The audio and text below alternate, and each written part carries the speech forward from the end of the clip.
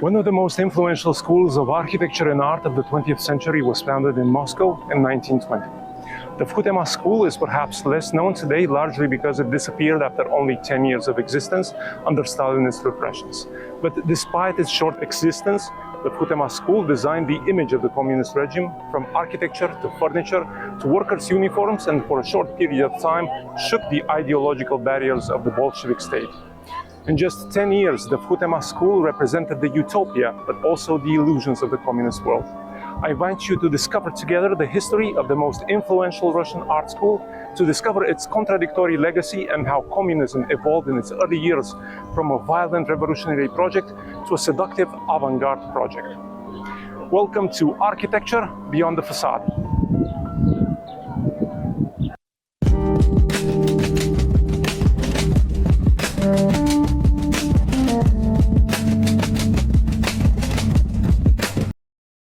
In 1917, in Eastern Europe and distant Petrograd and Moscow, a new world was foreshadowing. After a decade of bloody political disputes, the October Revolution broke out in Russia, and the first communist state in history based on Marxist-Leninist ideology was formed. The Bolshevik state promised a complete break from its exploitative Tsarist past and the introduction of a utopian future, a completely new society based on equality, technological progress, and the so-called dictatorship of the proletariat. The communist world was dedicated to a new man, an enlightened man emancipated from capitalist exploitation, and in the formation of this man, architecture and art played an essential role. Society needed artists who inspired masses with Marxist-Leninist ideals. The mentality and image of communist Russia was to be reformed through a mass education program, the so-called Cultural Revolution. During this period, universities and art academies were purged of all personnel and restructured to respond directly to the needs of the revolution. So in 1920, by Lenin's personal decree, the VKhuTeMas Higher School was opened. Abbreviated Всероссийские художественные мастерские, or Russian Art Workshop, to train master artists of the highest qualification.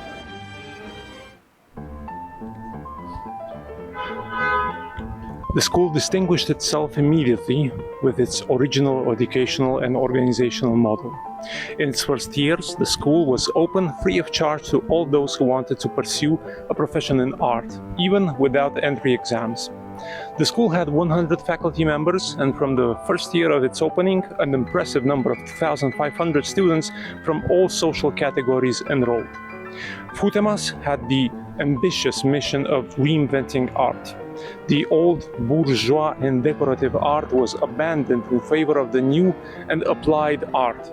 VKhuTeMas combined industrial principles in art to design objects, products, and indeed the very image and life of the new regime. VKhuTeMas was what would be described today as a design school, where all mass-produced objects in the Soviet Russia were to be designed, from furniture and appliances to houses and factories. There were art faculties specializing in graphic architecture and sculpture, and industrial faculties specializing in typography, textiles, ceramics, woodworking, and metalworking. VKhuTeMas conceived new pedagogical methods. Instead of dogmatically studying hundreds of Renaissance facades or still life sketches, all students began by studying a common visual alphabet.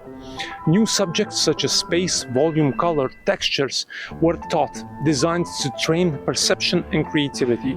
This approach led to a specific style of the school focused on composition, elementary geometry, and color.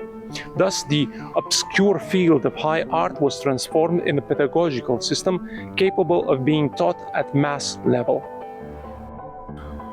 The school had become an important intellectual center mainly because of its visionary teachers.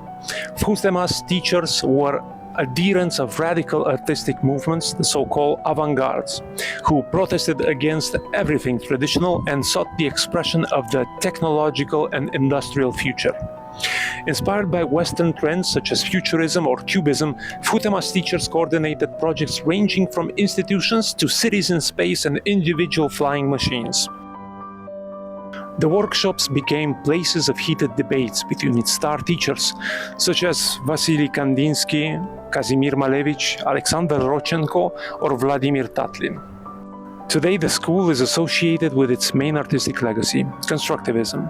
Constructivism is the artistic trend conceived in VKhuTeMas, focused on materiality, functionality, and architecture of the industrial and mechanized world. The famous slogan of the Constructivism was, "Art is dead. Long live the art of the machine with its construction and its logic." The constructivist is not an artist, but a builder. Manual art and craft were the disciplines of the past, and the new art had to be adapted to the machine and mass industry. So, the brave new world of communism was created equally as a political project, but also as an artistic project. And the tension between the two visions had been felt since the 1920s. Perhaps one of the most interesting moments in the history of VKhuTeMas is Lenin's night visit to the architecture students' dormitory. In 1921, Lenin himself visited the VKhuTeMas dormitory and was surprised by the students' abstract art. Lenin believed that art should be a propaganda tool that could be easily understood by the common man, but the young students seemed to have their own vision of the role of art in society.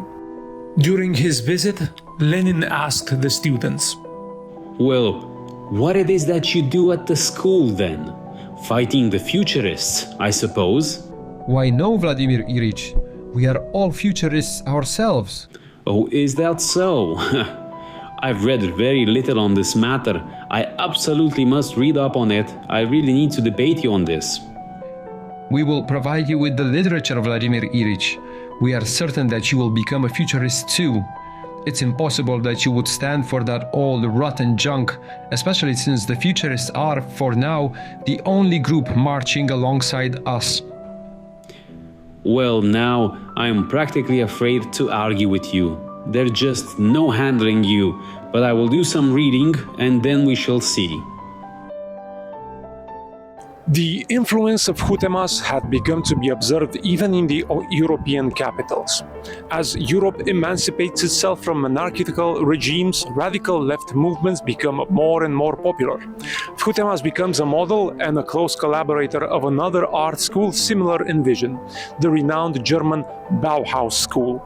The two were founded a year apart and had the common goal of fusing art and industrial technology. During the collaboration of the two, Russian professors came to teach and publish at Bauhaus, such as Kandinsky or Lisitsky, and organized student exchanges. Even after the closure of the Bauhaus, many German specialists, including the dean of the school, Hannes Meyer, moved to Moscow out of personal convictions. In 10 years, VKhuTeMas built the image of the communist Russia. The school's professors and students designed exceptional buildings such as the Narkomfim building, the monument to the Third International, the Soviet Pavilion at the 1925 Paris exhibition, and countless others. VKhuTeMas influenced all aspects of Soviet life, from uniforms, propaganda posters, theater decorations, designed furniture, household items, and introduced photography and cinema into the public consciousness. VKhuTeMas' vision remained a common thread in the Soviet design, influencing both the modernism of the 1960s and the cosmic utopianism of the 1970s and 1980s. However, with the regime change in the Kremlin, VKhuTeMas was targeted by Stalinist repressions. And after only 10 years of existence, the school was closed and the teachers were declared formalists, basically an artistic condemnation. The teachers were either forced to emigrate or were excluded from the profession altogether, and the students were forced to adapt to the new state doctrine. Soviet Russia took control of cultural life starting with the 1930s and imposed the socialist realism style as the only acceptable style. Art was supposed to illustrate the triumph and virtue of the socialist worker and create an almost religious cult for the Soviet leader, while architecture returned to an imperial neoclassical pattern that imitated the models of the past. Nevertheless, the thousands of artists trained at VKhuTeMas keep the seeds of utopianism in the following decades. The technological optimism and the illusion of a new equal world remain palpable in the Soviet art even in the following decades. I would even say that the avant-garde of the early years of the Soviet regime is the secret ingredient that gave vitality to the Soviet art and its emotional charge that made it seductive. The Soviet state repressed the school as an instrument of political manipulation by the West, and the West distanced itself from anything Soviet during the Cold War. However, the principles of VKhuTeMas and Constructivism remained alive through its students and international exchanges. VKhuTeMas remains an example of the power of creativity and shows how art has the ability to legitimize a regime. But like a Promethean myth, VKhuTeMas is the school that designed the ideal future only to be punished for its audacity at the end. What do you think about the role of art in politics? Can creativity threaten a regime? Was constructivism more than communism in artistic form? I await for your comments, and don't forget to leave a like and a subscribe for more materials about art, history and architecture. See you next time at Architecture Beyond the Facade.